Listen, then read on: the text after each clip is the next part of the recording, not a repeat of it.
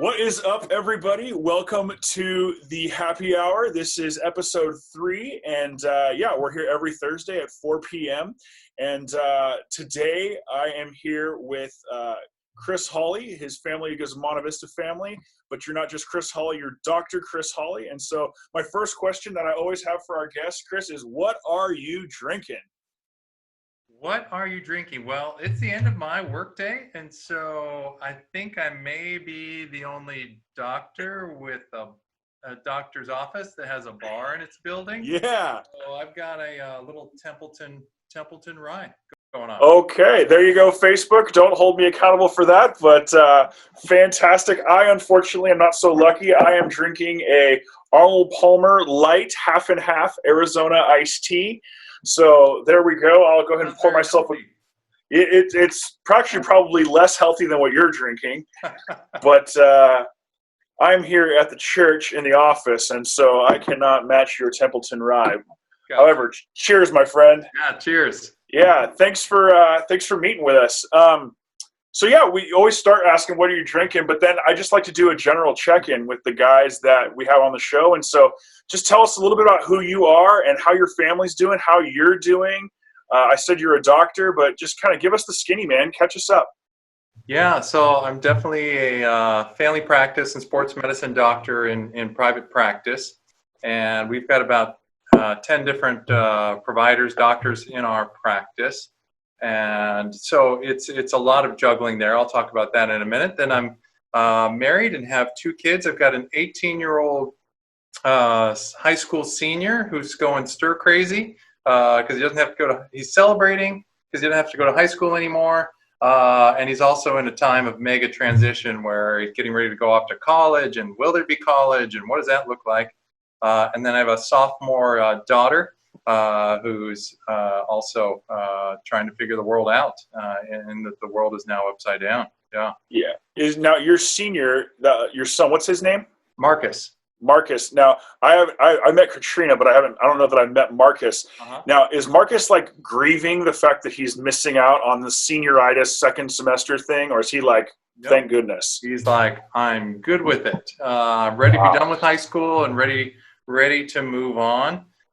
So he's excited about that. Though kind of his whole year has been like he's been feeling like he's kind of in between. Like he even wrote some poetry. He published a poetry book on this stuff where it's basically about the time in between. Like, I'm leaving. I'm not sure if I'm ready to leave, but I'm not really an adult, but I'm kind of an adult. And what does this all mean? And now this just kind of like, ups the ante on like, what does that transition look like as you go from high school to moving out of the house? Wow. What a weird year to do the transition in too. Yeah. What a weird year. Yeah, it's crazy. Cool. Okay, so you have 2 kids and you work at a practice. Keep going. Yep. That's meant this time, of course, the time of the coronavirus has meant a lot. And so we, in our office, we joke about that, because joking is what keeps us sane, is about every half day, like the world shifts on its axis and it's completely different from what we're doing in the morning to what we need to do in the afternoon to adjust. And so there's a lot of management decisions to make. So, it's a business as well as a practice. So you've got 30-something employees and you're like, can I keep them employed? Can we stay open? How do we take care of the sick patients that are calling? And what do we do? And how do we get tests? How can we get a chest x-ray? So many logistical things that you're worried about for both your staff, your family, and yourself, in trying to stay healthy, but also do the right thing for people all at the same time. Wow, that's got to be unbelievably complicated. I know when you and I booked this conversation, we said, hey, let's meet at the church and we'll do it in the office. And then you were like, you probably don't want me hanging around. You're wearing a mask and gloves and PPEs. Like it's like the term of 2020 right now. I'm like the guy you don't want to hang out with right now. Yeah. Because I feel great, but we never know whether we're walking carriers, because we're seeing the sick and taking care of them, and we never know whether we have it or not, or whether we can spread it to other people or bring it home. So we've got to be extra careful in what we're doing right now. Wow. Yeah. Wow. So you've actually gotten to share from the pulpit at Monte Vista before. I know you're a man of faith. How is faith for you intersecting right now with the times that we're in? I mean, I think for a lot of people, they're struggling with, is God good? I think they're struggling with all that kind of, yeah. I've heard so many varieties of things. I'm sure you have too. How are you making sense from a faith perspective right now as a guy, for your family, for your practice, for you? Yeah. Yeah, kind of two big things for me. So one, the thing that helped me kind of mentally get through this is to realize that every single change that happens is a loss. And so whether it's some of the lighter things like, hey, there's no baseball, what? No pro baseball, to bigger things that change. Every change is a loss. And so it creates a lot of, it's been very helpful for me to recognize that, oh, all those losses, like there's usually mourning that goes along with losses. And so, and mourning has stages. They call it the 5 stages of mourning, where Dabda, Elizabeth Kubler-Ross, made this famous, where she talked about denial, anger, bargaining, depression, acceptance. So just realizing that those stages are all present, and it's not a neat run through, and you're mourning like 50 things at once. It helps me get a better handle on my mental state, going, oh, no wonder why I'm angry. Or, oh, no wonder why I'm like, gosh, if it would only just be different, or like, hope this person doesn't get it, or my parents are safe. Or so that's kind of the mental side of it, where you go, oh, okay, no wonder my emotional thought state is going through all these crazy things. And I'm not the only one. Of course, everyone's going through it on some level. That's the mental side, but the spiritual side is a whole nother, is both a challenge as well as a blessing to have a faith and a faith framework to live my life through. It seems like, and we at Monte Vista, we talk about lament and grief. Kind of, that's part of our rhythm all the time, talking about those. But for a lot of Christians, there's kind of maybe this belief, kind of a fundamental belief, I would say, of like, I gave my life to Jesus, and that means like everything should be good. And so sometimes as Christians, we're not actually conditioned to grieve very well. And so your faith runs into this wall of, oh, life isn't looking the way that I thought it was, whether it's losing baseball or losing a job. I just got another text today from a friend who lost their job. Yeah. How do I reconcile? I think reconciliation is a big part of the gospel. How do I reconcile, like, there's good news over here, right? Like Jesus, the gospel is good news, yet it doesn't reconcile always with how my life feels. And I know you probably understand a little bit of the science behind belief and faith and kind of what it does for the human soul, or I don't actually know what the right word is. You probably put in my mouth here in a second. Right on. Yeah, I'm with you on that. Yeah. Yeah, so for me, I think about it from a whole person perspective. You think about concentric circles, which I always like to think about it. You've got your world, which is going really different, whether it's a job loss, or will I lose my company, or what's going to happen here, and what am I going to do with my employees and family, to your body, what's going on in your body with this, to what mentally, what are the thoughts and emotions going through. Then you've got your spirit, the human spirit, which is very dynamic. It can be inspired and on fire. Let's take on the world good. Let's ride into the fight with the COVID virus. There's those moments, and then there's like, oh, my spirit is like barely got some embers to it. They're barely flickering, and it can be a moment-to-moment thing. And then there's that deeper place, the soul. The kind of the core of who you are. It's where, in me, I kind of like to think, that's where God really dwells deeply. That's the center of my temple, is that soul. And so what it's caused me to do is one, first, when I watch what my mind is doing, I'm going, okay, that's just my mind doing all sorts of crazy things. That's what minds do. But then it causes me to question, like, well, how real and useful and practical is my faith in all of this? Because it's supposed to be, what's my relationship with God like when things aren't going well and things are going very poorly? How do you find comfort and realness, walk with God with that? And so for me, it goes down to, the challenge is to get down to that soul level stillness where I can sense God's presence. Okay, you just touched on something that as guys we don't do super well, and that's stillness. Yeah. So give me a couple like practical things that as a guy I can settle in. I mean, I like sports. I'm competitive. I have 3 kids. My pace is go go go go go. And now I'm sheltering in place. Talk to me about how you tap into the stillness where you can actually sit with the Father, because I think that's actually really helpful for us. Yeah, it's kind of an aggressive rest. Aggressive rest. Yeah, if you're going to do it, just go after it. Go after doing nothing with everything that you've got, which is hard.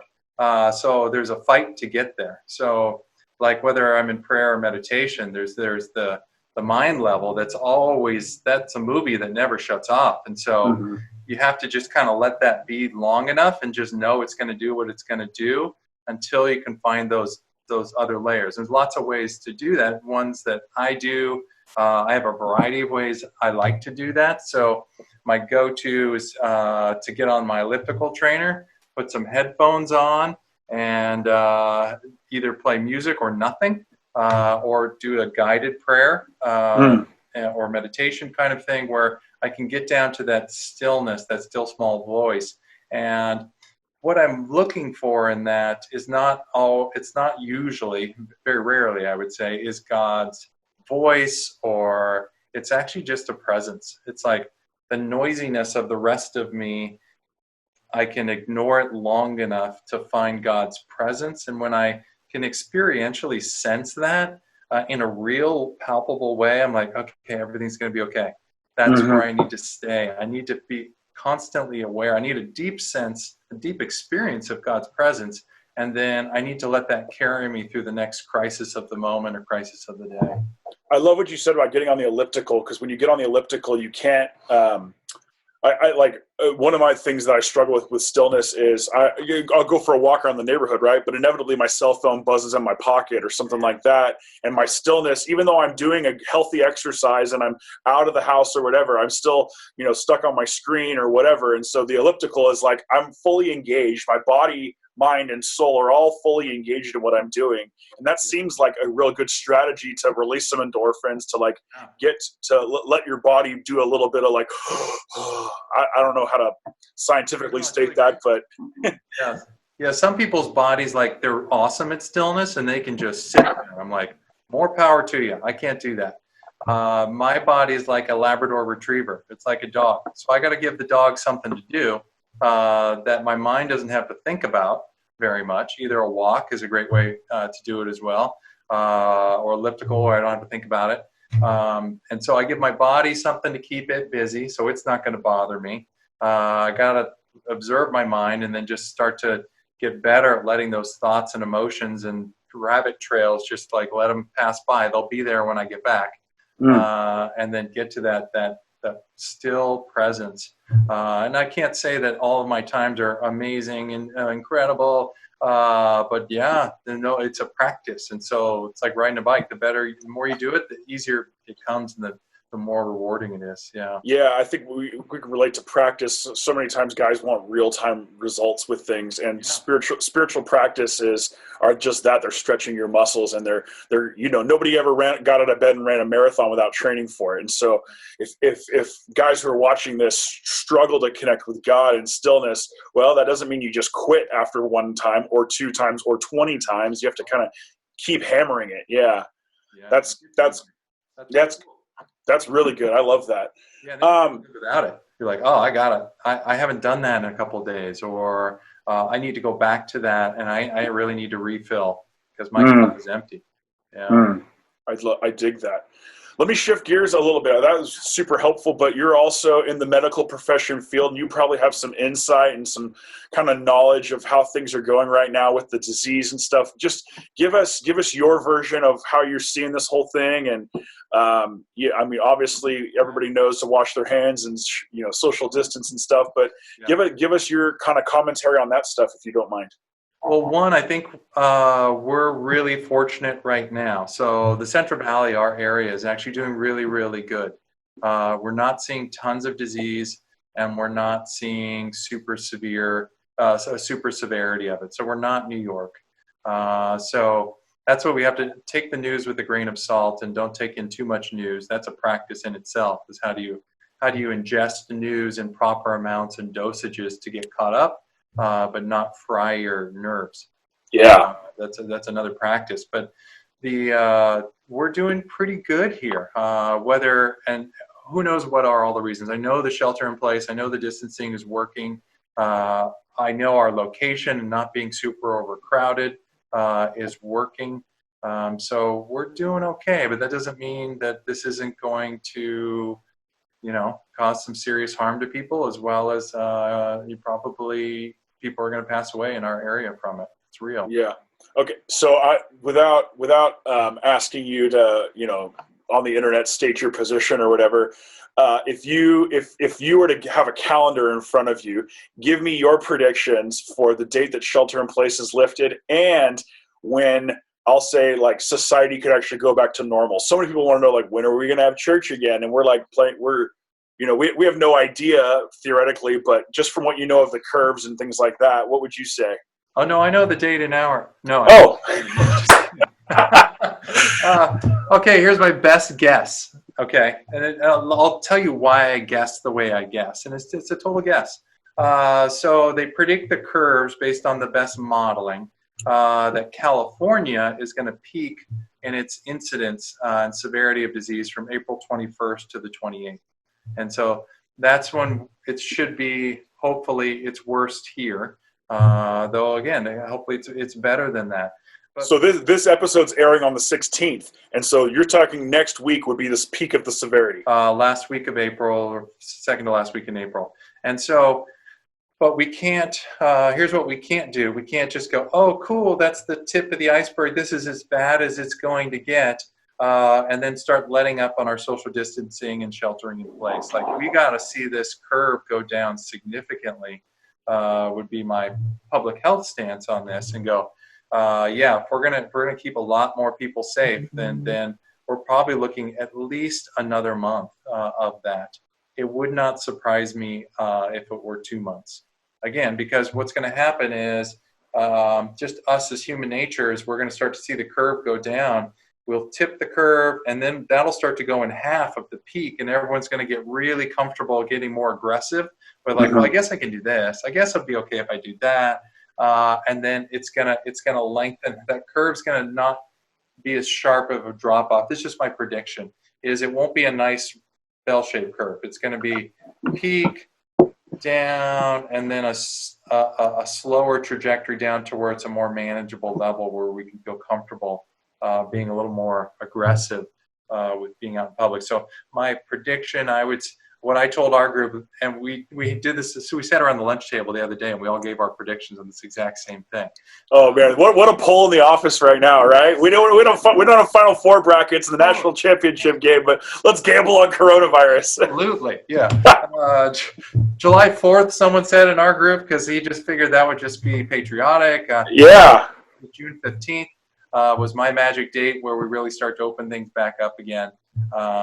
Again, I hope I'm wrong, and I hope it's shorter than that, but that's and there's very realistic possibility it could be much longer than that. We could be looking at late August, September. For lifting shelter in place or for resuming gatherings? Yeah, shelter in place gatherings. That would be my kind of dire prediction, is like, oh, this extends into the early fall. Wow. My hunch is it's going to be mid-June. That would be my guess. Yeah. Call me in 2 weeks and I may have a different sure. Different date. So I kind of thought to myself, yeah, around June 15th. I know Virginia just extended theirs to June 10th. That happened a couple weeks ago or whatever. But looking at it, saying, okay, if they're letting us actually go out again, but still have to do social distancing and all those kind of things. Groups of 250 can't gather, and then they'll up it to 50 or down it to 50 and stuff. So we may be. I guess, was it Newsom who said, football may not start in September, kind of thing, with people in the stands and stuff. What a weird year. Like, can we just, can we control, alternate, delete on 2020 and just start it over? But man. Yeah. So in all of this bad stuff, it forces us to go, okay, what good can I find in this? And who do I want to be on the other side of it and be proud of how I carried myself through this time. Yeah. And that's how I like to actually wrap these conversations. Give me something that God is encouraging you with, or that He is challenging / strengthening you with, because challenges are designed to strengthen us. Yeah. Give me some good news. Yeah, so I think for me, it causes me to question everything that's been a normal in my life that's gotten taken away. I got to look at it again and say, is that really the way I should be living my life? Is that really the way we should be running our organizations, et cetera, et cetera? Big pictures and small pictures. It causes me, it's kind of like this awesome reset button, if we use it as such, to go, let me rethink everything. Like, is it meaning and purpose in life? Is this really what I'm all about? Is this what I want to be doing? Is this what makes me happy and what my best contributions to the world? So like, this is, I don't know that I'll have different answers on the other side of this, but I'm at least appreciating some of these moments where I can not have 500 kid activities on the weekend.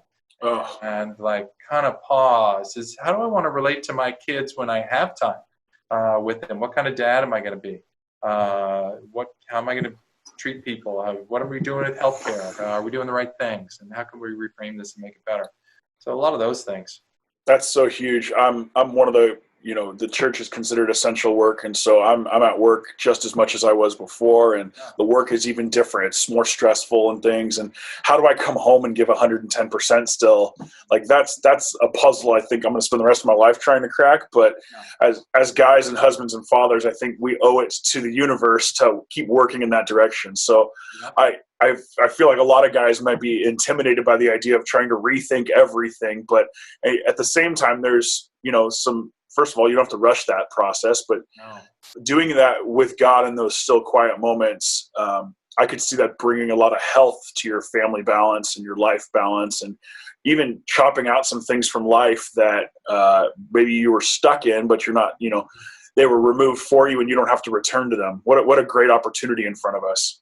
Absolutely. Yeah. And I like the way you were thinking about that. Like, no, you don't have to rethink everything, but I think this is a great for people of faith to like, all you have to do is listen and be open to listening to everything. Like God may bring up something like, hey, maybe we don't need to use our money like that or buy that or do that as much. And like we can actually get much more joy when we do X, Y, or Z.